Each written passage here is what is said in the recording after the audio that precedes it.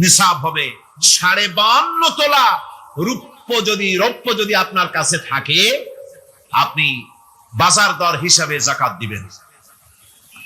স্বর্ণ 7.5 তোলা পর্যন্ত যদি হয়ে যায়, তাহলে অবশ্যই বাজার দর হিসাবে প্রতি বছর তার যাকাত দিবেন। হে ইমানদার লোকেরা, তোমরা যেসব পবিত্র অর্থ সম্পদ উপার্জন করো সেগুলি, এবং আমি জমিন থেকে তোমাদের যে ফসল দান করি, ফসল উৎপাদন করে দেই, তার থেকে তোমরা আল্লাহর পথে খরচ করো। এগুলো 1 নম্বর আয়াত। 2 নম্বর, প্রথম আয়াত বলা হয়েছে সূরা বাকারায়, আর সূরা আনআমে বলা হচ্ছে কুলু মিন সামারিহি ইযা আসমারা ওয়া আতু হাক্কাহু ইয়াওমা হাসাদিহি। তার উৎপাদিত ফল ফসল তোমরা খাও, আর ফসলের একটি অংশ ফসল কাটার দিনেই আল্লাহর হকটা, আল্লাহর অধিকারটা আদায় করে দাও। যেদিন তোমরা ফসল কাটবে সেদিনই অধিকারটা আদায় করে দাও। এই যে একটা ফরজ, এই ফরজটা মুসলমানেরা বেমালুম ভুলে গিয়েছে। ফসলের যাকাত তারা দেয় না। ফসলের যাকাতকে বলা হয় ওশর। কি বলা হয়? ওশর। এই ওশর, এখন যদি আপনি গ্রামে গিয়া কোন শিক্ষিত লোককে যদি জিজ্ঞেস করেন, ভাই ওশর কি চেনো? সে বলবে, ভাই ওশর এটা কি জাতীয় প্রাণী, সারপোকা না তেলাপোকা না আরশোলা, আমি তো এই নামটাম তেমন শুনি টুনি নেই, বুঝবি না ওশরটা কি জিনিস। অথচ নামাজ রোজার মতোই ফরজ ওশর আদায় করা। কবে আদায় করবেন? যেদিন আপনি ফসল কাটবেন সেই দিনই ওশর আদায় করে দিবেন। পরিমাণটা কি হবে? পরিমাণ হবে আকাশের বৃষ্টির পানি দিয়ে, আকাশের বৃষ্টির পানি দিয়া যদি ফসল হয় তাহলে দিবেন 10 ভাগের 1 ভাগ। 10 মণ যদি ধান হয়, গম হয়, ডাল হয়, 1 মণ আল্লাহর অধিকার আদায় করে দিবেন। অধিকারটা কার? আল্লাহ কি করবে দিয়ে? আল্লাহর অধিকার মানে গরিবের অধিকার, গরিবের হক। এই অধিকারটা আদায় করে দাও। 10 মণ হলে কয় মণ? কি হলে? যদি আকাশের বৃষ্টির পানিতে হয়। আর যদি আপনার সেচের মাধ্যমে হয়, সেচ পরিকল্পনার মাধ্যমে পয়সা খরচ করে পেট্রোল ডিজেল লাগাইয়া ইঞ্জিন চালাইয়া পানি উঠাইয়া কষ্ট করে ফসল ফলাইছেন, তাহলে আল্লাহ পাক বলছেন 10 মণে 1 মণ দেওয়া লাগবে না, তোমার খরচ হয়েছে বেশি। বান্দারে, তোমার উপরে আল্লাহ পাক জুলুম করবেন না, এবার 20 মণ হলে তার থেকে 1 মণ দিও। ওয়ামাল্লাহু বিযাল্লামিন লিল আবিদ। আল্লাহ রাব্বুল আলামিন তার বান্দার উপরে জুলুম করেন না। সুবহানাল্লাহ। এইভাবে করে ওশরের যাকাতটা তোমরা ঠিকমতো আদায় করে দিও। ওশরটা দিও, ফসলের ওশর দিও, আর টাকার যাকাত দিয়ে দিও। যারা এটা দিবে না তাদের সম্পর্কে আল্লাহ পাক সূরা তওবার ভিতরে বলেছেন, ওয়াল্লাযীনা ইয়াকনিজুনা আয-যাহাবা ওয়াল ফিদ্দাতা ওয়া লা ইউনফিকুনাহা ফি সাবিলিল্লাহি ফাবাশশিরহুম বিআযাবিন আলীম। যারা নাকি স্বর্ণ এবং রৌপ্যকে সঞ্চয় করে, জমা করে, ওয়ালা ইউনফিকুনাহা ফি সাবিলিল্লাহ, আর আল্লাহর রাস্তায় তা খরচ করে না, ফাবাশশিরহুম বিআযাবিন আলীম, তাদেরকে কঠিন পীড়াদায়ক শাস্তির সুসংবাদ দাও। পীড়াদায়ক শাস্তির কি দাও? শাস্তির কি সুসংবাদ হয় নাকি? হয়তো উচিত ছিল শাস্তির দুঃসংবাদ শোনাও, না, আল্লাহ বলছেন সুসংবাদ শোনাও। এটার দৃষ্টান্তটা আমার ভাষায় আমি মানুষকে এভাবে বুঝাই। ছেলে খুব দুষ্ট, দুষ্টামির ঠেলায় অস্থির, তার মা মোটেই সামলাতে পারছে না। তখন মা বলে, বেটা আমার কথা তো শুনলি না, তোর বাবা আসুক, তারপরে আমি তারে নালিশ করব। এমন পিট্টি দেবে, মজা টের পাবি। তখন পিট্টি দিলে কি মজা লাগে নাকি? তার মানে শাস্তির তীব্রতা বুঝাবার জন্য বলা হচ্ছে, মজাটা টের পাবা। আল্লাহ রাব্বুল আলামিন বলছেন, কঠিন পীড়াদায়ক শাস্তির সুসংবাদ ওদের দাও। সোনা রূপা যারা জমা করে রাখে যাকাত দেয় না, আল্লাহর রাস্তায় খরচ করে না। সোনা এখন পুরুষেরাও ব্যবহার করা আরম্ভ করছে। অবশ্য চিটাগং এ এমন কাম শুরু হয়নি। ছাত্র, শিক্ষক, অফিসার গলা একটা সোনার চেন, শীতের দিনেও সামনের বোতাম খুলে রাখে যাতে চেনটা সকলে দেখে। মিয়া সাহেব, এটা সোনার চেন না, জাহান্নামের আগুনের শিকল পড়েছো। পুরুষের জন্য এক প্রতি সোনাও হারাম। তোমার শরীরের সৌন্দর্য বাড়াবার জন্য স্বর্ণ ব্যবহার করতে পারবে না। স্বর্ণ রৌপ্য জমা করলো আর আল্লাহর রাস্তায় খরচ করলো না। রব্বুল আলামিন বলেন, ইয়াউমা ইউহমা আলাইহা ফি নারি জাহান্নামা ফাতুকওয়া বিহা জিবাহুহুম ওয়া জুনুবুহুম ওয়া দুহুরুহুম। একদিন আসবে এমন যেদিন এই সঞ্চিত ধনরাশি, সোনা দানাগুলি জাহান্নামের আগুন দিয়ে জ্বালানো হবে। আজ জাহান্নামের আগুন দিয়ে জ্বালায়া এইগুলি দিয়ে তার পিঠের উপরে আর পাঁজরে সিল মারা হবে জাহান্নামের আগুন দিয়া। বলা হবে, হাদা মা কানাজতুম লিআনফুসিকুম ফাযুকু মা কুনতুম তাকনিজুন। মজা চাখো, স্বাদ গ্রহণ করো। এ হলো তোমার সেই সঞ্চিত সম্পদ, সঞ্চিত ধনরাশি যা তুমি জমা করেছো আর আল্লাহর রাস্তায় খরচ করনি। এখন এর শাস্তি গ্রহণ করো। সুতরাং সঞ্চয় করা, মাল জমা করা এক শ্রেণীর লোক আছে। আল্লাহ পাক বলছেন, আল্লাযী জামা মালান ওয়া আদ্দাদা। মাল জমা করে আর মোছে তেল মাখে। টেলিফোন করে, হ্যালো, সোনালী ব্যাংকের ম্যানেজার সাহেব নাকি? বলে, হ্যাঁ, দেখুন তো আমার ব্যালেন্সটা কত। উনি বললেন, বল্টু সাহেব, আপনার ব্যালেন্স হচ্ছে 50,77,372 টাকা 79 পয়সা। তখন মোজ ঘষে, আতর লাগায়, তেল মাখে আর মনে মনে আনন্দ হয়, আরো কিছু জমা করতে পারলেই তো কঠিন কোটায় পৌঁছে যাব। আল্লাযী জামা মালান ওয়া আদ্দাদা। মাল জমা করে আর গুনতে থাকে, আল্লাহর রাস্তায় খরচ করে না। আল্লাহ রাব্বুল আলামিন বলছেন, খুয মিন আমওয়ালিহিম সাদাকাতান তুতাহহিরুহুম ওয়া তুযাক্কিহিম বিহা। তাদের অর্থ সম্পদ থেকে যাকাত উসুল করে তাদেরকে পবিত্র করে দাও। যাকাত আদায় করার মানেই হলো তার সম্পদগুলি পাক হয়ে গেল। কারণ আলহামদুলিল্লাহ, সম্পদ পাক হয়ে গেল, পবিত্র হয়ে গেল। আর যেই সম্পদের যাকাত দেওয়া হয় না, আল্লাহর রাস্তায় খরচ করা হয় না, তা সম্পূর্ণরূপে অপবিত্র, নাপাক। কি পরিমাণ সম্পদের নিসাবটা কেমন হবে? নিসাব হবে 52.5 তোলা রৌপ্য যদি আপনার কাছে থাকে, আপনি বাজার দর হিসাবে যাকাত দিবেন। স্বর্ণ 7.5 তোলা পর্যন্ত যদি হয়ে যায়, তাহলে অবশ্যই বাজার দর হিসাবে প্রতি বছর তার যাকাত দিবেন। ছাগল যদি 40টা থাকে, যাকাত দিবেন। গরু যদি 30টা থাকে, তাহলে যাকাত দিবেন। যাকাতের মাসলাটা খুবই কঠিন। যেখানে সেখানে গিয়ে জিজ্ঞেস করে এর জবাব পাওয়া সুকঠিন হয়ে যাবে। এই জন্য মাল পবিত্র করার জন্য, জাহান্নামের কঠিন শাস্তি থেকে বাঁচার জন্য আমি আপনাদেরকে উপদেশ দেব, সাজেশন করব, পরামর্শ দেব একটা বই পড়ার জন্য। বইটা লেখক হচ্ছেন আল্লামা ইউসুফ আল কারজাবী। বর্তমান আসরের, এই বর্তমান বিশ্বের একজন সাহসী মুফাক্কির ইসলাম, কাতার ইউনিভার্সিটির শরিয়া ফ্যাকাল্টির ডিন। তার লেখা ফিকহুজ যাকাত,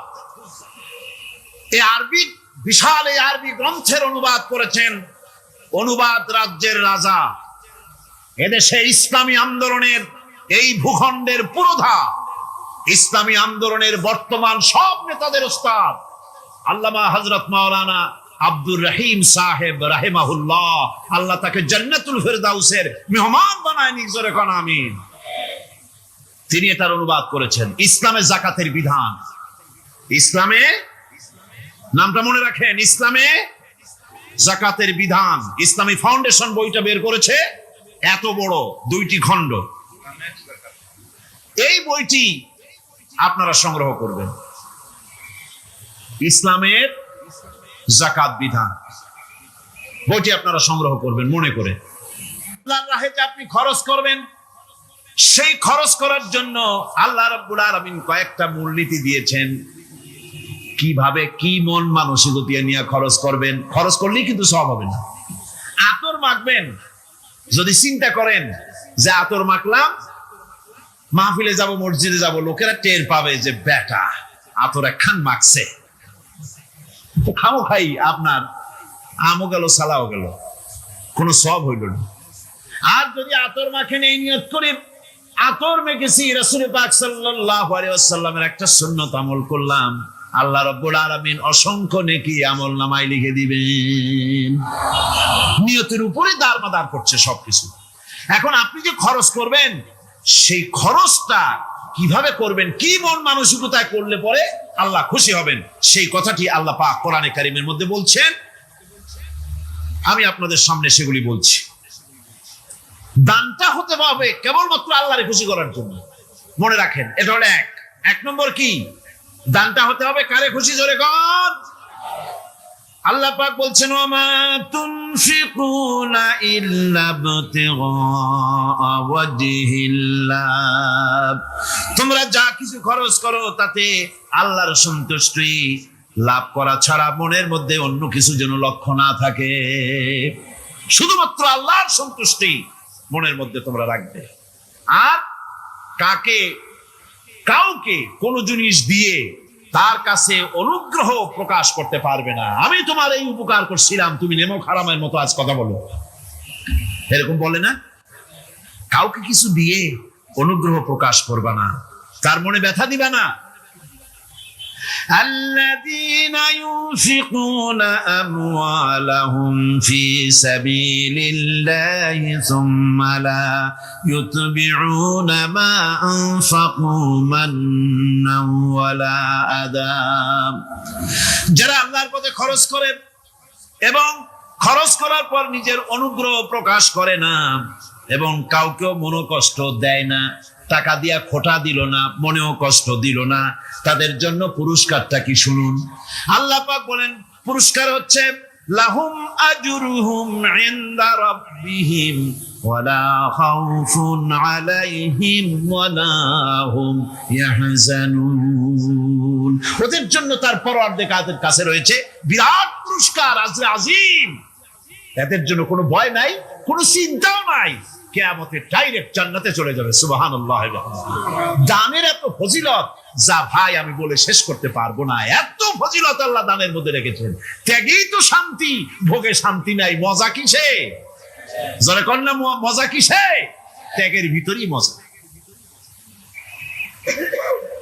এরপরে আল্লাহ পাক বলছেন আল্লাহর পথে 3 নম্বরে হতেছে আল্লাহর পথে যা খরচ করবা বেছে বেছে ভালো জিনিসটা দিও, বাইসা বাইসা ছেঁড়া জামাটা দিও না। পকেটে হাত দিয়া দান করবে, পকেটে হাত দিয়া হাত আর বাইর করে না। কারণ কি? খুঁজে দেখে যে 10 পাই না 4 আনা, কম পয়সাটা দেবে, 12টা দেবে না।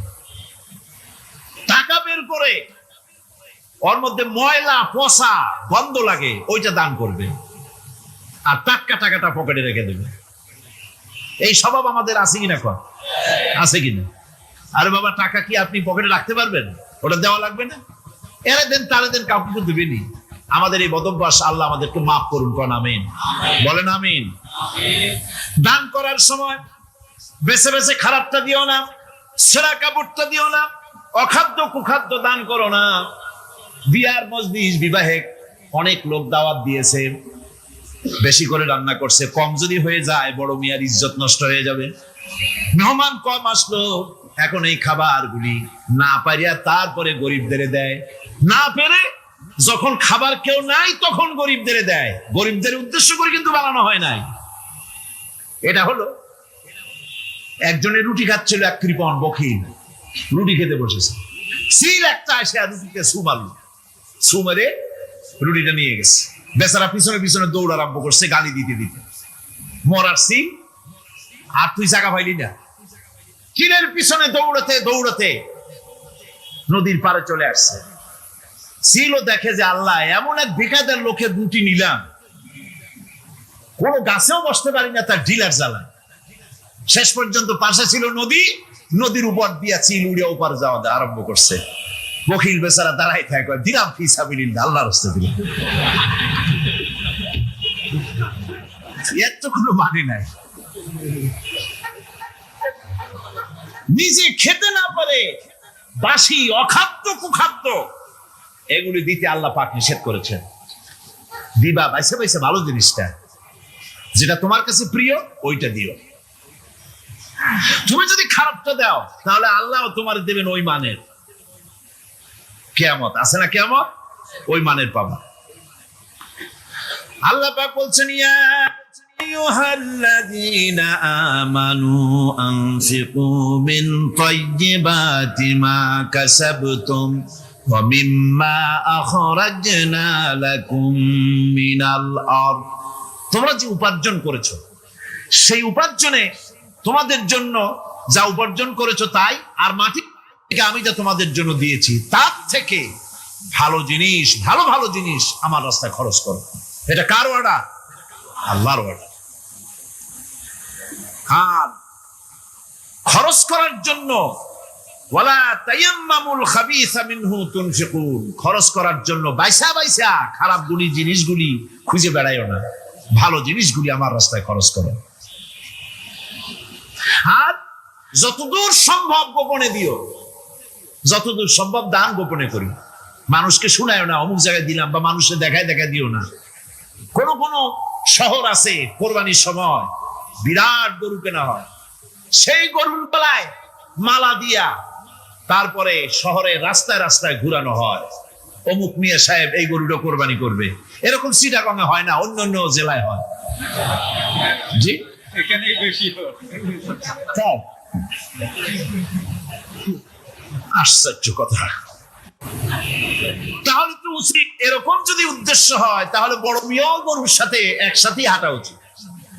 লোকেরা বুঝুক কোন বড় মিয়া আর কোন বড় গরু। আপনি এটা করলেন কি জন্য? এই কাজটা তো নিন্দনীয় কাজ। আর প্রতিযোগিতামূলক কোরবানি করা, প্রতিযোগিতামূলক 35,000 টাকার গরু কোরবানি করা হলো, মানে না। মানুষকে শুনাইয়া, মানুষকে দেখাইয়া যদি করা হয় কোনো ফল পাওয়া যাবে না। আমার বন্ধুগণ, আল্লাহ রাব্বুল আলামিন বলছেন, মানুষকে দেখাবার জন্য দান সদকা করো না। ইন তুবদুস সাদাকাতি ফানি'ম্মা হিয়া ওয়া ইন তুখফুহা ওয়া তু'তুহাল ফুকারা ফাহুয়া খায়রুল লাকুম ওয়া ইউকাফিরু আনকুম মিন সাইয়্যাতিকুম।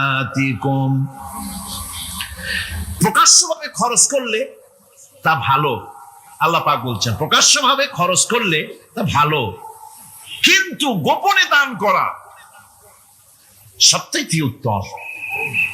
তবে প্রকাশ্যে দান করতে গিয়ে যদি এটাই, তবে আল্লাহর ইচ্ছা হচ্ছে এই যে যত বড় পাপী হোক আর যত বড় খোদাদ্রোহী হোক না কেন, প্রত্যেকের খাওয়া, পড়া, শিক্ষা, চিকিৎসা গ্যারান্টি দিতে হবে। সুবহানাল্লাহ। কোন এর নাম তো আল্লাহ, এর নাম কি? আল্লাহ পাক, যার ভেতরে কোনো কার্পণ্যতা নাই। আল্লাহরে মানলেও আল্লাহ খাইতে দেন, না মানলেও দেন, সকলকেই দেন সমভাবে।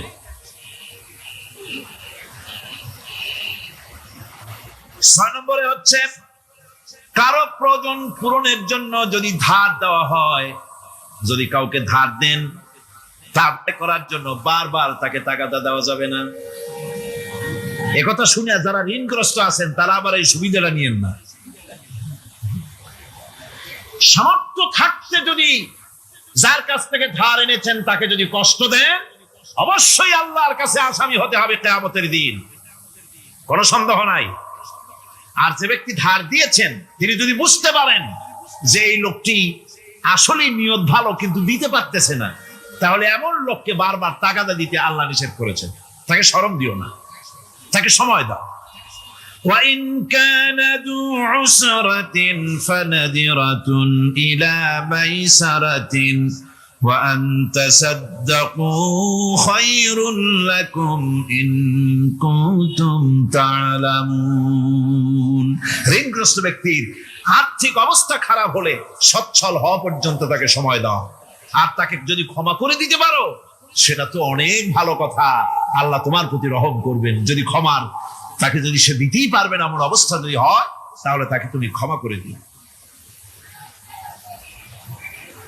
কিছু সংখ্যক লোক আছে যারা ধার নিয়ে আসলেই ফাঁকি দিতে চায়, আছে না এমন সমাজে? না নাই?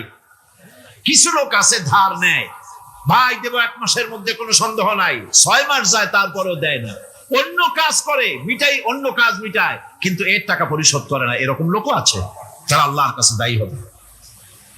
একবার পত্রিকায় দেখেছিলাম কার বাড়িতে কার্টুন দিয়েছে, বাড়িতে বিরাট সাইনবোর্ড লাগাইছে, কুকুর হইতে সাবধান।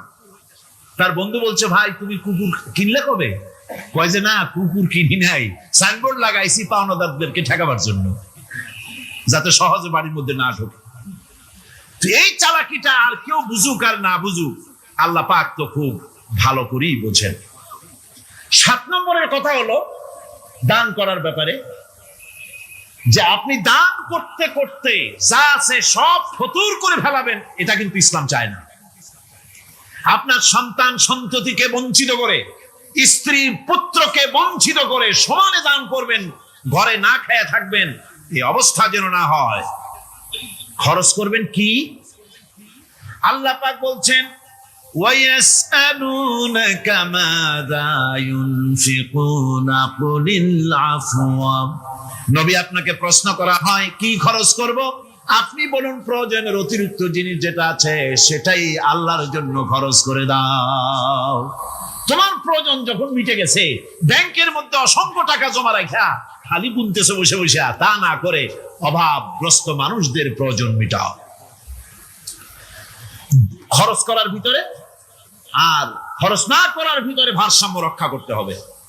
ولا تجعل يدك مغلولة إلى عنقك ولا تبسطها كل البسط فتقعد ملوما محسورا।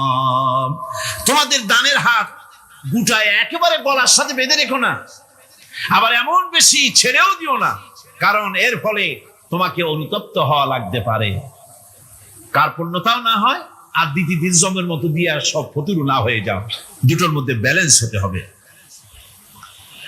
আর 8 নম্বরে কথা হচ্ছে যে এই দানের উপযুক্ত কারা। আপনি তো যাকাত দিবেন কাদের, সে কথা আল্লাহ বলে দিয়েছেন, আগে বলা হয়েছে না? কয়টা খাতে দিবেন? মাশাআল্লাহ, মনে আছে আপনাদের। আর এমনি সাধারণ দান সাদকা কাদেরকে দিবেন, উপযুক্ত পাত্র কারা, তার একটা লিস্ট আল্লাহ দিচ্ছেন।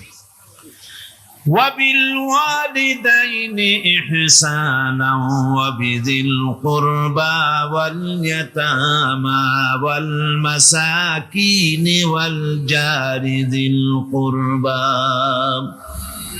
নিজের পিতামাতা, নিকট আত্মীয়, ইয়াতীম, মিসকিন এবং আত্মীয় প্রতিবেশী, তাদেরকে দিবে। আমি কিন্তু এখন যাকাতের কথা বলছি না, মা বাপকে যাকাত দেওয়া যাবে না। এটা হচ্ছে দান, সহযোগিতা করা, ইহসান করা। এই ইহসান মা বাপকে, প্রতিবেশী আত্মীয় যারা, মিসকিন যারা, এতিম যারা, অনাত্মীয় প্রতিবেশী যারা, চলার সাথী, প্রবাসী এবং নিজের চাকর চাকরানি যা কিছু আছে, এই সকলকেই এই সাহায্য করতে হবে, এ কথা আল্লাহ বলে দিয়েছেন। এবং আমরা যে আয়াত আলোচনা করতেছি সে আয়াতের ভিতরেও এই ফেরেশতা আল্লাহ পাক বলে দিয়েছেন। আল্লাহর রাস্তায় যারা দান করবে তাদের সম্পর্কে আল্লাহ বলছেন এখন, মাথালুল লাযীনা ইউনফিকুনা আমওয়ালাহুম ফি সাবিলিল্লাহি কামাসালি হাব্বা। আল্লাহর রাস্তায় খরচ করা এর দৃষ্টান্ত হলো একটা দানার মতো, যেই দানাটা থেকে 7টা ডাল বেরিয়ে গেল। ফি কুল্লি সুমবালাতিন মিআতু হাব্বা, একটা দানা থেকে 7টা ডাল বেরোলো, এক একটা ডালে 100 করে দানা হলো, সব মিলাইয়া 700 দানা হয়ে গেল। ওয়াল্লাহু ইউদাইফু লিমান ইয়াশা ওয়াল্লাহু ওয়াসিউন আলীম। আল্লাহ পাক বলেন এই পৃথিবীতে একটা দানায় 700 দানা যে আল্লাহ রাব্বুল আলামিন তোমার হাতে ধরায় দিলেন, সে আল্লাহ পাকের ব্যাংকে যদি টাকা জমা রাখো, আল্লাহর রাস্তায় যদি খরচ করো, 700 গুণ বাড়ায় আল্লাহ তোমার হাতে ধরাইয়া দিবেন। আল্লাহু ইউদাইফু লিমান ইয়াশা, আর আল্লাহ ইচ্ছে করলে এর থেকেও বেশি তোমাকে দান করবেন। সুবহানাল্লাহ, কোন জোরে। আর এই দান করতে হবে মরার আগে। কোন সময় দেবেন কোন? আমার দেশে বহু মুসলমান আছে যারা বলে হুজুর আসি আপনাদের পেছনে, যা বলেন আসি, জীবন দিয়া দেব। এরা খুব চালাক, জীবন দিতে চায়, মাল দিতে চায় না। আল্লাহ তো আগে জীবন চায় নাই, আল্লাহ আগে কি চেয়েছেন? আল্লাহ আগে কি চেয়েছেন? আল্লাহ চেয়েছেন মাল। وَتُجَاهِدُونَ فِي سَبِيلِ اللَّهِ بِأَمْوَالِكُمْ وَأَنفُسِكُمْ। আল্লাহ পাক বলেন জিহাদ করো আমার রাস্তায় মাল দিয়ে আর জান দিয়ে। মাল দাও আগে, মাল না দিয়া যদি আগে মরে যাও, মালটা তো থেকেই গেল। সুতরাং মাল আগে আমার রাস্তায় দাও। দেবা কখন? মরার আগে দাও। وَأَنفِقُوا مِمَّا رَزَقْنَاكُم مِّن قَبْلِ أَن يَأْتِيَ أَحَدَكُمُ الْمَوْتُ।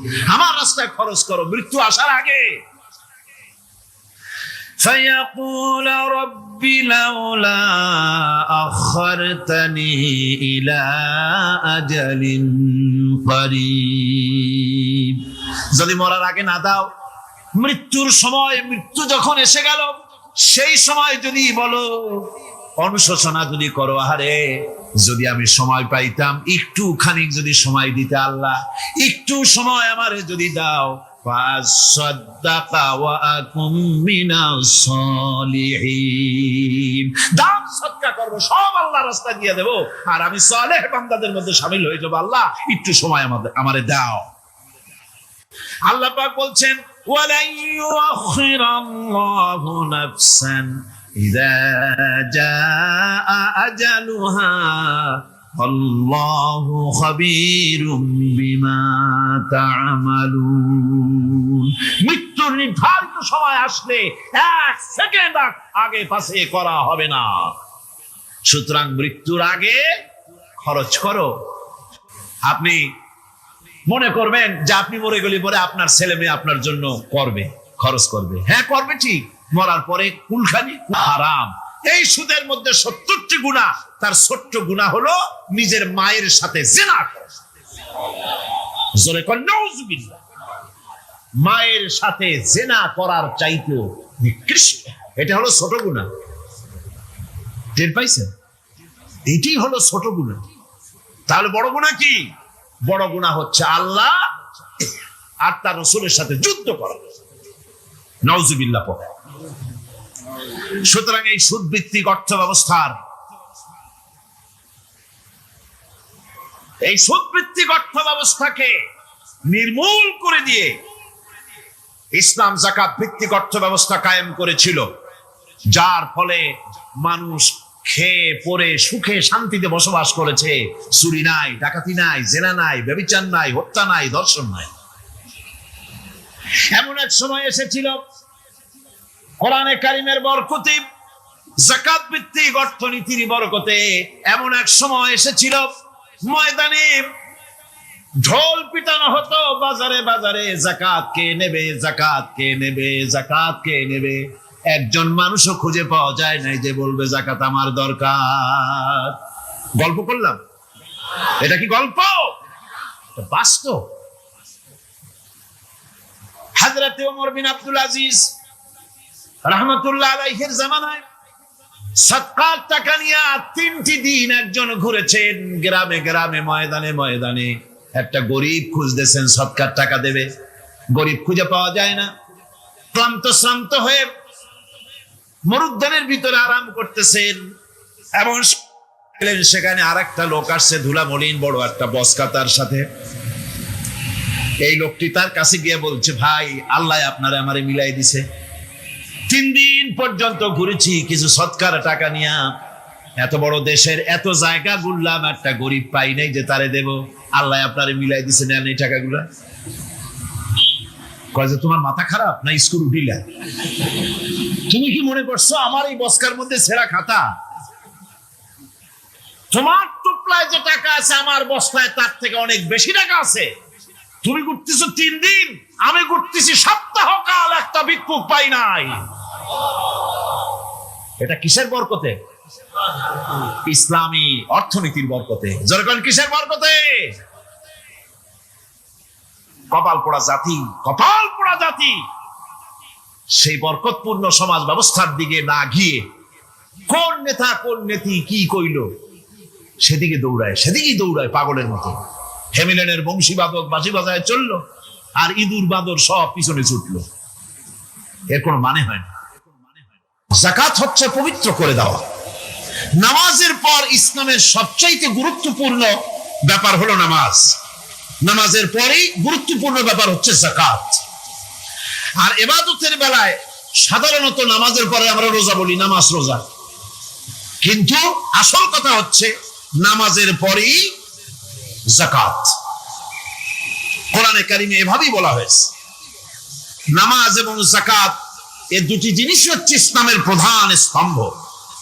ইসলামী রাষ্ট্র যদি হয়, যদি দেশটা ইসলামী রাষ্ট্র হয়ে যায়, তাহলে মুমিনরা যদি ক্ষমতায় আসে তাহলে কি কাজ করবে? আল্লাহ রাব্বুল আলামিন কোরআনে কারীমের মধ্যে বলেছেন, আল্লাযীনা ইম্মাক্কান্নাহুম ফিল আরদি আকামুস সালাত ওয়া আতাউজ যাকাত। আমার মুমিন বান্দারা যদি ক্ষমতায় আসে, মুমিনরা যদি ক্ষমতা পায়, তাহলে 4খানা কাজ করবে। কয়খান কাজ? জোরে চিল্লায় কোন কয়খান? প্রথম কাজ, ক্ষমতায় এসেই নামাজ প্রতিষ্ঠা করবে। প্রথম কাজ কি? নামাজ প্রতিষ্ঠা করবে। সে নামাজের কথা বলবো কালকে। 2 নম্বরের কাজ হলো যাকাত আদায় করবে। 2 নম্বরের কাজ কি? যাকাত আদায় করবে। যাকাত বোর্ড গঠন করবে না, যাকাত আদায় করবে। যে সরকার নামাজ প্রতিষ্ঠা করে না, সে সরকারের যাকাত বোর্ড করে যাকাত আদায় করার অধিকার থাকার কথা নয়। সুবিধাবাদ জিন্দাবাদ দিলে তো চলবে না। যাকাতের টাকা নিয়ে করেন কল্যাণমূলক কাজ, কিন্তু আল্লাহর হুকুম তো সেরকম না। আল্লাহর প্রথম হুকুম হলো নামাজ প্রতিষ্ঠা করতে হবে, তারপরে যাকাত আদায় করতে হবে। কোরআন শরীফ খোলার সাথে সাথে যে জিনিসটা নজরে পড়ে সেটা কি? কোরআনে কারীম খোলার সঙ্গে সঙ্গে যে জিনিসটি নজর পড়ে তা হলো আলিফ লাম মিম যালিকাল কিতাবু লা রাইবা ফীহি হুদাল লিল মুত্তাকিন আল্লাযীনা ইউমিনুনা বিল গায়বি ওয়া ইউকিমুনাস সালাতা ওয়া মিম্মা রাযাকনাহুম ইউনফিকুন। এই কিতাবের মধ্যে কোনো সন্দেহ নাই, মুত্তাকিনদের জন্য এই কিতাব হেদায়েত, হেদায়েতের জন্য এসেছে। আর মুত্তাকি হচ্ছে তারা যারা নাকি গায়েবের প্রতি ঈমান আনে, অদৃশ্যকে বিশ্বাস করে, নামাজকে প্রতিষ্ঠা করে, আর আমি যে রিজিক দিয়েছি তার দ্বারা আমার রাস্তায় খরচ করে। ইসলাম নামাজের পরই যাকাতের জায়গাটা দিয়েছে। যেখানেই আছে আকিমুস সালাত, সেখানেই আছে ওয়াতুজ যাকাত। দেখছেন কি ধরনের একটা মিল? যেখানেই নামাজ প্রতিষ্ঠা করো সেখানে যাকাত আদায় করো। তার মানে হলো নামাজ সঠিকভাবে প্রতিষ্ঠা হতেই পারে না যাকাত ভিত্তিক অর্থ ব্যবস্থা পরিচালিত হওয়া ছাড়া। কারণ একটি গরিব মানুষ, পেটে খাবার নাই, সে নামাজ পড়তে যখন দাঁড়িয়েছে তার নিজের পেটে খাবার নাই, তার বাচ্চা অসুখে তড়পাচ্ছে, তার ছেলের পরীক্ষার ফি নাই, ফি দেওয়ার মতো পয়সা নাই, তার স্ত্রীর পরনে কাপড় নাই, নামাজ পড়তে দাঁড়িয়েছে, স্বাভাবিকভাবেই নিজের ক্ষুধার যন্ত্রণা, বিবি বাল বাচ্চার কষ্টের কথা, এগুলি তার মনের মধ্যে তোলপাড় করে উঠবে। এ কথা আল্লাহর চাইতে আর কে ভালো বুঝবে? সেই জন্য আল্লাহ পাক বলেছেন, আকিমুস সালাত ওয়া আতুজ যাকাত, নামাজ প্রতিষ্ঠা করো, যাকাত আদায় করো। নামাজ আর যাকাতকে পাশাপাশি রাখা হয়েছে। আর এই নামাজ আর যাকাত দুনিয়ার সমস্ত নবীদের উপর আল্লাহ ফরজ করেছিলেন। কোন সুবহানাল্লাহ। এ শুধু আপনার আমার নবীর উপরে না, দুনিয়ার সব নবীদের উপরে নামাজ আর যাকাত কি ছিল? ফরজ।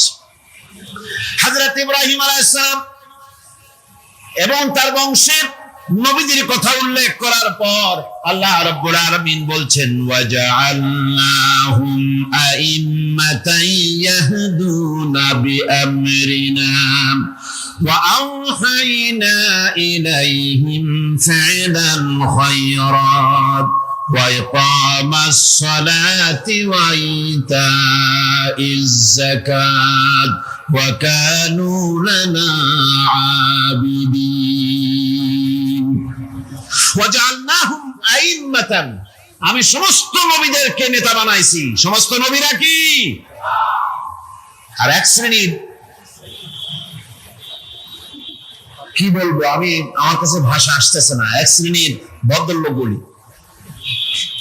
ওনারা বলেন নবীদের নেতা কওয়া যাবে না। আশ্চর্য কথা, এই আয়াতের অর্থ তারা কি করবেন? ওয়াজআলনাহুম আইম্মাতান, নবীদের কথা বলা হচ্ছে, আমি সমস্ত নবীদেরকে নেতা বানিয়েছি, তাদেরকে আমি নির্দেশ করেছি ভালো কাজের, তারা কল্যাণমূলক কাজ করবে এটা নির্দেশ করেছি, নেতা বানিয়েছি।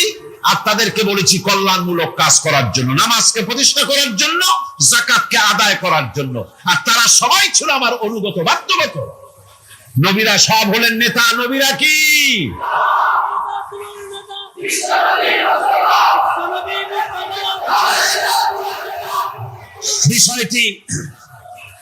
বিষয়টি ওনারা বুঝতে চান না, বিষয়টি ওনারা বুঝতে চান না, তাই নবীকে ওনারা নেতা বলতে চান না। বাংলায় আপত্তি করেন, সাইয়েদেনা বলতে আপত্তি করেন না। সাইয়েদেনা মানেই তো আমাদের নেতা, দরুদ শরীফ পড়লেই তো আল্লাহুম্মা সাল্লি আলা সাইয়েদেনা বলি, মানেই হলো আমাদের নেতা। ইংরেজিতে বললে অসুবিধা নাই, উর্দুতে বললে অসুবিধা নাই, আরবিতে বললে অসুবিধা নাই, বাংলায় নেতা বললেই অসুবিধা। কেন হইলো? কারা জানি স্লোগান দেয়, আমার নেতা, তোমার নেতা, অমুক তমুক, সেই জন্য রাসূল সাল্লাল্লাহু আলাইহি ওয়াসাল্লাম নেতা কওয়া যাবে না। একটা কথা হইলো, রাসূল কারীম সাল্লাল্লাহু আলাইহি ওয়াসাল্লাম নবীরাই যদি নেতা না হন, তাহলে নবীরা কি অনুসারী? নাউযুবিল্লাহি মিন যালিক। রাসূলকে বলা হয় ইমামুল মুরসালিন। আমাদের হুজুরকে কি বলা হয়? আমাদের রাসূলকে কি বলা হয়? ইমামুল মুরসালিন। মানে কি? সমস্ত নবীদের নিয়ে উনি নামাজের, সমস্ত নবীর একটা মসজিদে নামাজ পড়তেন, উনি সেখানে ইমামতি করতেন নাকি? না, সমস্ত নবীদের তিনি ইমাম, নেতা। সুবহানাল্লাহ। সুতরাং এটা এক ধরনের মূর্খতা। আল্লাহ পাক বলছেন, আমি সমস্ত নবীদেরকে নেতা হিসাবে পৃথিবীতে প্রেরণ করেছি, তারা হচ্ছেন নেতা। তাদেরকে আমি হেদায়েত দিয়েছি, আমি হুকুম করেছি আমার কওমকে যেন তুমি গজব দিও না, তাদেরকে তুমি শাস্তি দিও না। আল্লাহ পাক হযরত মুসা আলাইহিস সালামের এই প্রার্থনার জবাবে আল্লাহ পাক বললেন, আযাবি উসিবু বিহি মান আশাউ ওয়া রাহমাতি ওয়াসিআত কুল্লা শাই। আমি যাকে চাইবো আমার আযাবে নিক্ষেপ করব, তবে সকল জিনিসের উপর আমার রহমত পরিবেষ্টিত আছে। তবে হ্যাঁ, ফাসাকতুবুহা লিল্লাযীনা ইয়াত্তাকুনা ওয়া ইউতুনাজ যাকাতা ওয়াল্লাযীনা হুম বিআয়াতিনা ইউমিনুন। আমি এই রহমত কেবলমাত্র তাদের জন্য লিখে রাখবো যারা নাকি নামাজ প্রতিষ্ঠা করবে আর যারা যাকাত আদায় করবে, আমি তাদেরকে আমার গজব থেকে বাঁচাইয়া দেব। যাকাত যারা আদায় করবে আমি তাদেরকে আমার শাস্তি থেকে, গজব থেকে রক্ষা করব। রাসূল করিম সাল্লাল্লাহু আলাইহি ওয়াসাল্লামের পূর্বে শেষ নবী হচ্ছেন হযরত ঈসা আলাইহিস সালাম। তাকে আল্লাহ পাক এই অর্ডারই করেছেন। কোরআনে কারীমে বলা হচ্ছে وجعلني مباركا أينما كنت وأوصاني بالصلاة والزكاة ما دمت حيا। আমি যেখানেই থাকি না কেন আমাকে অর্ডার করা হয়েছে যতদিন বেঁচে থাকবো আমি ততদিন যেন আমি নামাজ আদায় করি আর যাকাত দেই। ঈসা আলাইহিস সালাম বলছেন আল্লাহ পাক আমার উপরে এই নির্দেশ করেছেন আমি যেখানেই থাকি আর যতদিন বাঁচি আমাকে নামাজ আর যাকাত এই দুটি জিনিস সম্পর্কে আল্লাহ পাক আমাকে আদেশ করেছেন। এখন যাকাত দিতে হবে, গুরুত্বপূর্ণ ব্যাপার। মানুষেরা অবহেলায় যাকাত থেকে নিজেকে বঞ্চিত রেখেছে, মাহরুম রেখেছে এত বড় একটি নিয়ামত থেকে। সমাজকে মাহরুম করছে, যাকাত দিচ্ছেন। কোরআনে কারীমের 3টি আয়াতে যাকাতের কথা এভাবে বলা হয়েছে, ইয়া আইয়ুহাল্লাযীনা আমানু আনফিকু মিন তাইয়্যিবাতি মা কাসাবতুম ওয়া মিম্মা আখরাজনা লাকুম মিনাল আরদ। হে ইমানদার লোকেরা, তোমরা যে সব পবিত্র অর্থ সম্পদ উপার্জন করো সেগুলি, এবং আমি জমিন থেকে তোমাদের যে ফসল দান করি, ফসল উৎপাদন করে দেই, তার থেকে তোমরা আল্লাহর পথে খরচ করো। এগুলো 1 নম্বর আয়াত। 2 নম্বর, প্রথম আয়াত বলা হয়েছে সূরা বাকারায়, আর সূরা আনআমে বলা হচ্ছে কুলু মিন সামারিহি ইযা আসমারা ওয়া আতু হাক্কাহু ইয়াওমা হাসাদিহি। তার উৎপাদিত ফল ফসল তোমরা খাও, আর ফসলের একটি অংশ ফসল কাটার দিনেই আল্লাহর হকটা, আল্লাহর অধিকারটা আদায় করে দাও। যেদিন তোমরা ফসল কাটবে সেদিনই অধিকারটা আদায় করে দাও। এই যে একটা ফরজ, এই ফরজটা মুসলমানেরা বেমালুম ভুলে গিয়েছে। ফসলের যাকাত তারা দেয় না। ফসলের যাকাতকে বলা হয় ওশর। কি বলা হয়? ওশর। এই ওশর এখন যদি আপনি গ্রামে গিয়া কোন শিক্ষিত লোককে যদি জিজ্ঞেস করেন ভাই ওশর কি চেনো, সে বলবে ভাই ওশর এটা কি জাতীয় প্রাণী, সারপোকা না তেলাপোকা না আরশোলা, আমি তো এই নামটাম তেমন শুনি টুনি নাই, বুঝবি না ওশরটা কি জিনিস। অথচ নামাজ রোজার মতোই ফরজ ওশর আদায় করা। কবে আদায় করবেন?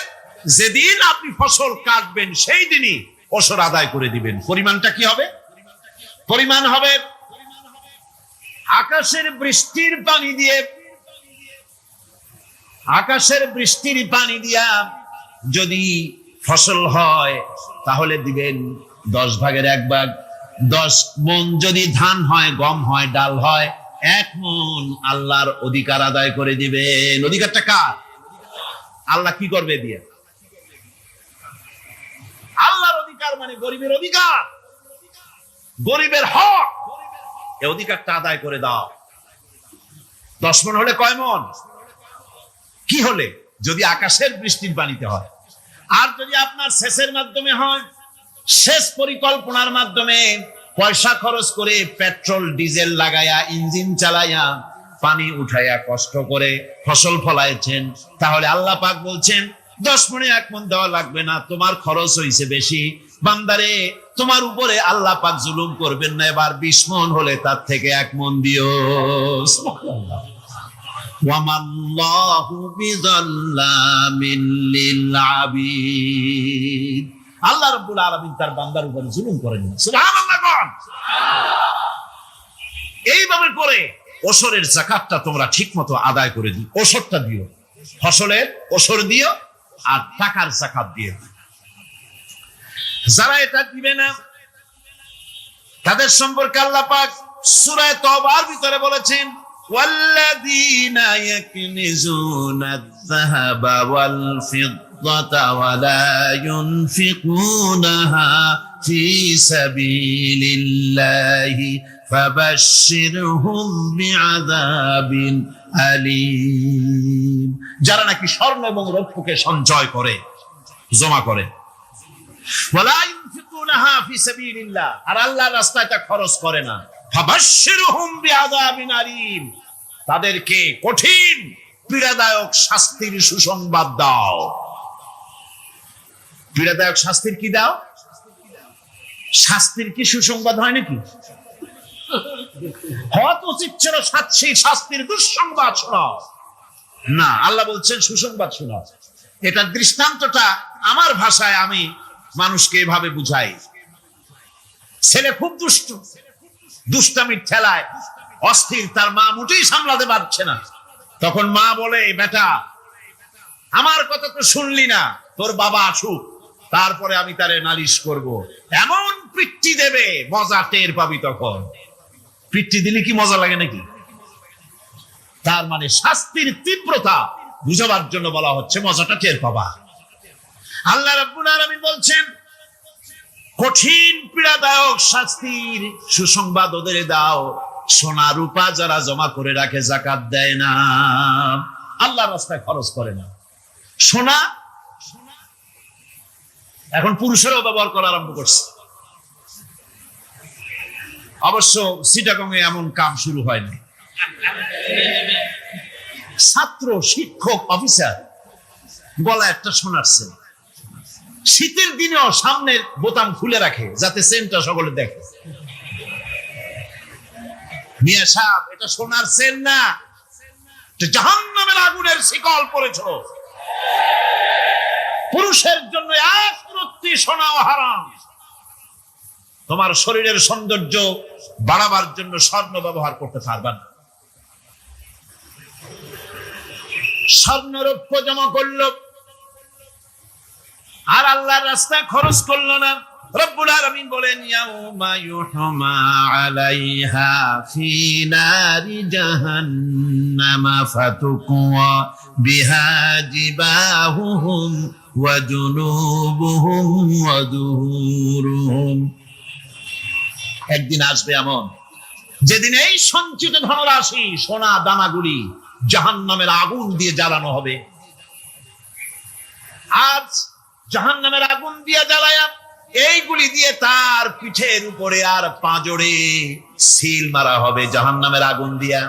বলা হবে, হাদা মা কানাজতুম লিআনফুসিকুম ফাযুকু মা কুনতুম তাকনিজুন। মজা চাখো, স্বাদ গ্রহণ করো। এ হলো তোমার সেই সঞ্চিত সম্পদ, সঞ্চিত ধনরাশি যা তুমি জমা করেছো আর আল্লাহর রাস্তায় খরচ করনি। এখন এর শাস্তি গ্রহণ করো। সুতরাং সঞ্চয় করা, মাল জমা করা এক শ্রেণীর লোক আছে। আল্লাহ পাক বলছেন, আল্লাযী জামা মালান ওয়া আদ্দাদা। মাল জমা করে আর মোছে তেল মাখে। টেলিফোন করে, হ্যালো সোনালী ব্যাংকের ম্যানেজার সাহেব নাকি? বলে, হ্যাঁ, দেখুন তো আমার ব্যালেন্সটা কত। উনি বললেন, বল্টু সাহেব আপনার ব্যালেন্স হচ্ছে 50,77,372 টাকা 79 পয়সা। তখন মোজ ঘষে, আতর লাগায়, তেল মাখে আর মনে মনে আনন্দ হয়, আরো কিছু জমা করতে পারলেই তো কঠিন কোটায় পৌঁছে যাব। আল্লাযী জামা মালান ওয়া আদ্দাদা। মাল জমা করে আর গুনতে থাকে, আল্লাহর রাস্তায় খরচ করে না। আল্লাহ রাব্বুল আলামিন বলছেন, খুয মিন আমওয়ালিহিম সাদাকাতান তুতাহহিরুহুম ওয়া তুযাক্কিহিম বিহা। তাদের অর্থ সম্পদ থেকে যাকাত উসুল করে তাদেরকে পবিত্র করে দাও। যাকাত আদায় করার মানেই হলো তার সম্পদগুলি পাক হয়ে গেল। আলহামদুলিল্লাহ, সম্পদ পাক হয়ে গেল, পবিত্র হয়ে গেল। আর যেই সম্পদের যাকাত দেওয়া হয় না, আল্লাহর রাস্তায় খরচ করা হয় না, তা সম্পূর্ণরূপে অপবিত্র, নাপাক। কি পরিমাণ সম্পদের নিসাবটা কেমন হবে? নিসাব হবে 52.5 তোলা রৌপ্য যদি আপনার কাছে থাকে, আপনি বাজার দর হিসাবে যাকাত দিবেন। স্বর্ণ 7.5 তোলা পর্যন্ত যদি হয়ে যায়, তাহলে অবশ্যই বাজার দর হিসাবে প্রতি বছর তার যাকাত দিবেন। ছাগল যদি 40টা থাকে, যাকাত দিবেন। গরু যদি 30টা থাকে, তাহলে যাকাত দিবেন। যাকাতের মাসলাটা খুবই কঠিন। যেখানে সেখানে গিয়ে জিজ্ঞেস করে এর জবাব পাওয়া সুকঠিন হয়ে যাবে। এই জন্য মাল পবিত্র করার জন্য, জাহান্নামের কঠিন শাস্তি থেকে বাঁচার জন্য আমি আপনাদেরকে উপদেশ দেব, সাজেশন করব, পরামর্শ দেব একটা বই পড়ার জন্য। বইটা লেখক হচ্ছেন আল্লামা ইউসুফ আল কারজাবী। বর্তমান আসরে, এই বর্তমান বিশ্বের একজন সাহসী মুফাক্কির ইসলাম, কাতার ইউনিভার্সিটির শরিয়া ফ্যাকাল্টির ডিন, তার লেখা ফিকহুজ যাকাত, এই আরবি, বিশাল এই আরবি গ্রন্থের অনুবাদ করেছেন অনুবাদ রাজ্যের রাজা, এদেশে ইসলামী আন্দোলনের, এই ভূখণ্ডের পুরোধা ইসলামী আন্দোলনের বর্তমান সব নেতাদের উস্তাদ আল্লামা হযরত মাওলানা আব্দুর রহিম সাহেব রাহিমাহুল্লাহ, আল্লাহ তাকে জান্নাতুল ফেরদাউসের মেহমান বানায় নিজরে কোন আমিন। তিনি এটার অনুবাদ করেছেন ইসলামে যাকাতের বিধান। ইসলামে, নামটা মনে রাখেন, ইসলামে যাকাতের বিধান। ইসলামী ফাউন্ডেশন বইটা বের করেছে, এত বড় 2টি খণ্ড। এই বইটি আপনারা সংগ্রহ করবেন, ইসলামের যাকাত বিধান, বইটি আপনারা সংগ্রহ করবেন মনে করে। এখন যাকাতের নিসাব আমি বললাম, এবার বলবো যাকাতের খাত। আমি যা বলতেছি এগুলি আমার বানানো নাকি? আল্লাহর কথা বলছি। কার কথা? তাদেরকে প্রথম দিবেন। কাদেরকে? ফকির। ফকির কারা? ফকির হচ্ছে নিজের জীবন জীবিকায় অন্যের মুখাপেক্ষী, তারপরে শিশু, এতিম, বিধবা, জীবন চালানো খুবই কষ্টকর, অভাবগ্রস্ত লোক, এরা হচ্ছে ফকির। আর মিসকিন হচ্ছে যারা নিজেদের প্রয়োজন উপযোগী অর্থ উপার্জন করার সামর্থ্য নাই, আর মানুষের কাছে আত্মমর্যাদার কারণে হাত পাততেও পারে না। এক কথায় এক গরিব ভদ্রলোক। আল্লাহ কোরআন শরীফ বলেছেন যে এদের চেহারা দেখে বুঝো জ্বর পেটে খাবার নাই, অথবা সে অসুবিধায় আছে, চেহারা দেখে বুঝে তাকে সাহায্য করো। সে এমন শরীফ মানুষ আছে না, আমাদের সমাজে লোক এরকম আছে না? আছে কিনা? ঘরের মধ্যে 3 দিনও রান্না হয় নাই, কিন্তু দাড়ি টাড়ি সুন্দর করে আশ্রয়া, জামাটা পরিপাটি করে গায়ে দিয়ে বেরোচ্ছে, কারোর কাছে হাত পাতে না, তার সরাপাতে তার ভদ্রতায় বাঁধে। ওনার সরাপথে বেঁধেছে, উনি চাবেন না কারো কাছে, কিন্তু উনাকে যিনি সৃষ্টি করেছেন সে আল্লাহ রাব্বুল আলামিন শুনায় দিচ্ছেন, বান্দারা আমার ওই গরিব ভদ্রলোককে খাবার দাও। ওরা হচ্ছে মিসকিন। এরপরে আমিলিন, 3 নম্বরে আমিলিন, অর্থাৎ যারা যাকাত, সরকারি ভাবে যাকাত যারা আদায় করে, সেই আদায়কারীদেরকে এই যাকাতের টাকা দিয়ে তাদের সম্মানী দিতে বলা হয়েছে। ইসলামী গভর্নমেন্ট আসলে যাকাত তো আর আপনার খুশি মতো থাকবে না, যাকাত দিতে আপনি বাধ্য হবেন। যাকাত দিতে আপনি বাধ্য হবেন। যাকাত আদায় করবে গভর্নমেন্ট। কে আদায় করবে? গভর্নমেন্ট আদায় করবে, আর গভর্নমেন্ট ডিস্ট্রিবিউট করবে। ওয়াল মুআল্লাফাতিল কুলুব, মনতুষ্টির জন্য, যাদের মন জয় করতে হবে, এই ধরনের লোকদেরকে। ওয়ার রিকাব, আর গলদেশের মুক্তিদানের জন্য।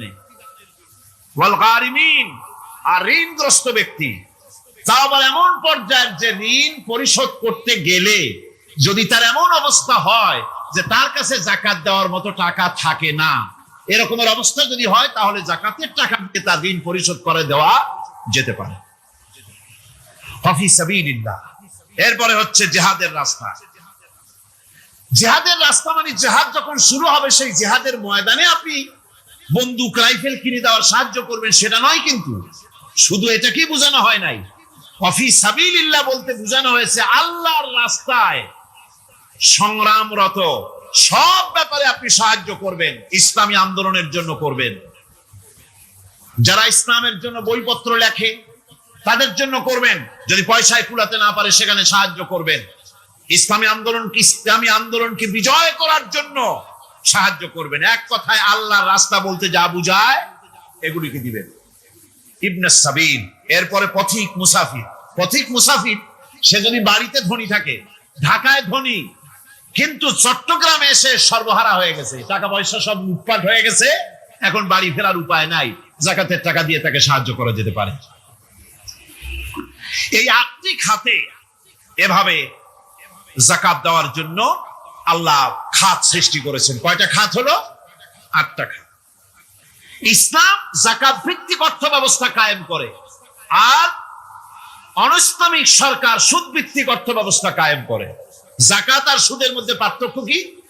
জাকাত হচ্ছে, এক কথায় বুঝাই, ব্যাখ্যা দেব না, এক কথায় বুঝাবো। জাকাত হচ্ছে ধনীদের কাছ থেকে নেও, গরিবদেরকে দাও। আবার শুনুন, জাকাত হচ্ছে ধনীদের কাছ থেকে নাও, গরিবদেরকে দাও। আর সুদ হচ্ছে গরিবদের কাছ থেকে নাও, ধনীদেরকে দাও। টাকায় টাকা টানে, একজনে শুনছিল টাকায় টাকা টানে, সে মনে করলো কেমনে টাকায় টাকা টানে। তারপরে সে এক ব্যাংকের সামনে গিয়ে অনেক টাকার মধ্যে নিজের একটা টাকা ছুড়ে মেরেছে। ঘন্টা 2 দাঁড়ায় আছে, দেখে যে তার টাকা আসে না। তখন ব্যাংকের দারোয়ান এসে পিছন থেকে গলাটা ঠেসে ধরছে, বেটা তুমি চোর নাকি, না হাইজ্যাকার, না মাস্তান, না সাদাবাজ? কয় যে না, আমি এর কোনোটাই না। তাহলে এই পজিশন নিয়ে দেখতেছো কি? কয় যে আমি শুনছিলাম টাকায় টাকা টানে, সেজন্য আমার পকেটে একটা টাকা ছিল, ওই যে কেশিয়ার টাকাগুলি গুনতেছে ওইখানে মারলাম, দেখিনি টাকা, আমার টাকায় কিছু টাকা টাইমে আনে। এতক্ষণ দাঁড়ানো, আমার টাকা তো টানলই না, আমার যে একটা টাকা তাও আসে না। দারোয়ান বলছে, বেটা তুমি ঠিকই শুনেছো, টাকায় টাকা ঠিকই টানে, ওই অনেকগুলা টাকা তোমার একটা টাকারে এমন ভাবে টাইনিয়ে ধরছে, বাইরে আবার উপায় নেই। সুদভিত্তিক অর্থ ব্যবস্থায় গরিবরা এভাবে শোষিত হয়। শোষিত হয় কারা? গরিবরা। সিনেমা কারা বানায়? ধনীরা। শোষিত হয় কারা? গরিবরা। লক্ষ্য করেন, তাকান, আল্লাহর কথা কত বাস্তব। ধনীরা সিনেমা বানায়, শোষিত হচ্ছে গরিবেরা। রিক্সা চালায়, ঠেলা গাড়ি চালায়, মাথার ঘাম পায়ে ফেলেছে, পরিশ্রান্ত হয়েছে, বিকাল বেলায় সেই টাকা নিয়ে যাচ্ছে বাজার করতে। সিনেমা হলের সামনে যায় দেখে সর্বনাশ, যুবক একটা যুবতীর জড়ায় ধরছে 2 হাত দিয়া, নিচে লেখা কি যে প্রেম আর কত যে জ্বালা। বেচারা গরিব মানুষ মাথা গরম হয়ে গেছে এটি দেখিয়া, যে বাইরে যদি এত জ্বালা, ভিতরে না জানি কত মজা। যে টাকা দিয়ে চাউল কিনতো, সেই টাকা দিয়া টিকিট কিনে সিনেমায় ঢুকলো। এর মাথা ঘামানো পয়সাগুলি পাইলো কে? বড় লোকই পেল। বড় লোকেরা ব্যাংকে টাকা রাখে, গরিব মানুষেরা ব্যাংক থেকে টাকা লোন নেয়। কৃষি লোন নিল, গরু কিনলো, বীজ কিনলো, সার কিনলো। আকাশ থেকে বৃষ্টি হলো না, অনাবৃষ্টি, অতিবৃষ্টি, খরার কারণে ফসল হলো না। ব্যাংক কি তার লোন মাফ করবে? তার সুদ মাফ করবে? শেষ পর্যন্ত গরুটা বেচা, মায়ের হাতের, বউর হাতের শেষ চুরি গাছা বিক্রি করে লোন পরিশোধ করলো। বড় লোকের টাকা ওখানে ছিল, ওই টাকায় আরো টাকা গিয়ে জমলো, আর গরিব ফতুর হয়ে গেল। এই জন্য আল্লাহ পাক বলেছেন, সুদ হচ্ছে ওয়াহাল্লাল্লাহুল বায়আ ওয়া হাররামা রিবা। আল্লাহ পাক ব্যবসাকে করেছে হালাল, সুদকে করেছেন হারাম। এই সুদের মধ্যে 70টি গুনাহ, তার ছোট্ট গুনাহ হলো নিজের মায়ের সাথে জিনা করা। জোরে কর নাউযুবিল্লাহ। মায়ের সাথে জিনা করার চাইতে নিকৃষ্ট, এটা হলো ছোট গুনাহ। টের পাইছেন? এটাই হলো ছোট গুনাহ। তাহলে বড় গুনাহ কি? বড় গুনাহ হচ্ছে আল্লাহ আর তার রাসূলের সাথে যুদ্ধ করা। নাউযুবিল্লাহ। সুতরাং এই সুদ ভিত্তিক অর্থ ব্যবস্থার, এই সুদ ভিত্তিক অর্থ ব্যবস্থাকে নির্মূল করে দিয়ে ইসলাম যাকাত ভিত্তিক অর্থ ব্যবস্থা কায়েম করেছিল, যার ফলে মানুষ খেয়ে পরে সুখে শান্তিতে বসবাস করেছে। চুরি নাই, ডাকাতি নাই, জেনা নাই, ব্যভিচার নাই, হত্যা নাই, ধর্ষণ নাই।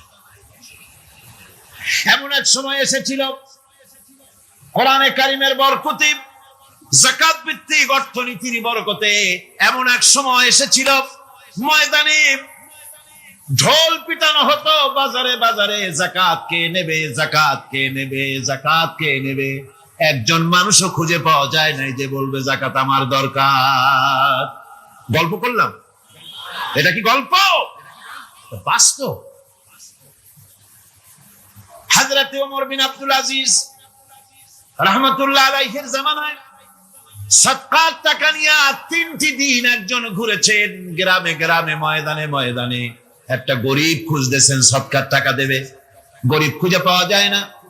ক্লান্ত শ্রান্ত হয়ে মরুদ্যানের ভিতরে আরাম করতেছেন, এমন সময় দেখতে পেলেন সেখানে আরেকটা লোক আসছে, ধুলা মলিন বড় একটা বস্কা তার সাথে। এই লোকটি তার কাছে গিয়ে বলছে, ভাই আল্লাহ আপনারে আমারে মিলাই দিছে, 3 দিন পর্যন্ত ঘুরেছি কিছু সদকার টাকা নিয়া, এত বড় দেশের এত জায়গা ঘুরলাম, একটা গরিব পাই নাই যে তারে দেব, আল্লাহ আপনারে মিলাই দিছে, নেন এই টাকাগুলা। কয় যে তোমার মাথা খারাপ না স্কুল উঠিলা? তুমি কি মনে করছো আমার এই বস্কার মধ্যে ছেঁড়া খাতা? তোমার টুপলায় যে টাকা আছে আমার বস্তায় তার থেকে অনেক বেশি টাকা আছে। তুমি ঘুরতেছো 3 দিন, আমি ঘুরতেছি সপ্তাহ কাল, একটা ভিক্ষুক পাই নাই। এটা কিসের বরকতে? ইসলামী অর্থনীতির বরকতে। যখন কিসের বরকতে? কপাল পোড়া জাতি, কপাল পোড়া জাতি। সেই বরকতপূর্ণ সমাজ ব্যবস্থার দিকে না গিয়ে কোন নেতা কোন নেত্রী কি কইল সেদিকে দৌড়ায়, সেদিকেই দৌড়ায় পাগলের মতো।